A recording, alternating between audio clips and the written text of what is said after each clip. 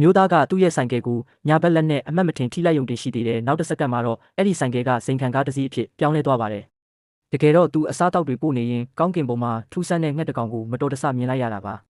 သူကတော့မျက်စိမားတဲ့ထင်လို့မျက်လုံးကိုပုတ်ကြည့်လိုက်တဲ့အခါရှေ့မှာလှပတဲ့အမျိုးသမီးတစ်ယောက်လဲနေတာကိုတွေ့လိုက်ရတယ်သူကကူညီဖို့ရှေ့တိုးသွားတဲ့အချိန်မှာပဲအဲ့ဒီအမျိုးသမီးကရွှေရောင်လင်းတဲ့အဖြစ်ပြောင်းသွားပြီးသူ့ရဲ့ညာဘက်လက်ထဲကိုဝင်သွားပါတော့တယ်ဒါကပဲသူ့ရဲ့ညာဘက်လက်ကိုပစ္စည်းတွေကိုအစင်းမြင့်တင်ပေးနိုင်တဲ့စွမ်းအားတွေရရှိစေခဲ့တာပါ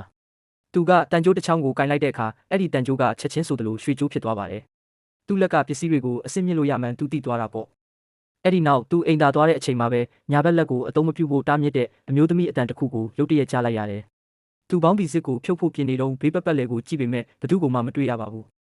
အဲ့ဒီအချိန်မှာပဲအမျိုးသမီးကရုတ်တရက်ပေါ်လာပြီးသူ့လက်ကိုလှမ်းဖမ်းကသူမဟာသူ့ရဲ့ညာဘက်လက်ထဲမှာနေထိုင်ကြောင်းနဲ့ခံစားချက်ချင်းဆက်နွယ်နေကြောင်းပြောပြခဲ့ပါတယ်တကယ်တော့အဲ့ဒီအမျိုးသမီးဟာဒဏ်ရာရထားတဲ့နတ်ဖျားမတစ်ပါးဖြစ်ပြီးသူမပြန်လဲကောင်းမှုအတွက်ဒီအမျိုးသားစီကနေကန်တရားရဲ့လက်လာကားတွေကိုစုဆောင်းပေးဖို့လိုအပ်နေတာပါ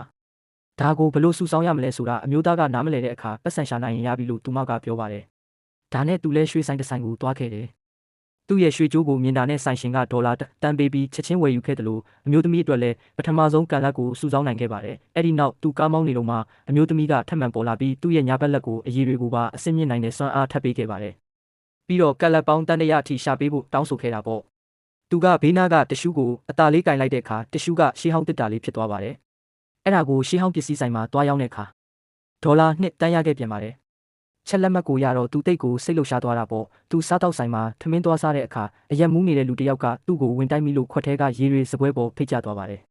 အဲ့ဒီရေကိုသူ့ရဲ့ညာဘက်လက်နဲ့ထိလိုက်တဲ့အခါရေဆက်တွေကနီလာကြောက်တွေဖြစ်သွားပါတယ်ထမင်းကိုကင်လိုက်တဲ့အခါမှာလည်းထမင်းစေးတွေကစိန်တွေဖြစ်ပြောင်းလဲသွားခဲ့ပါတယ်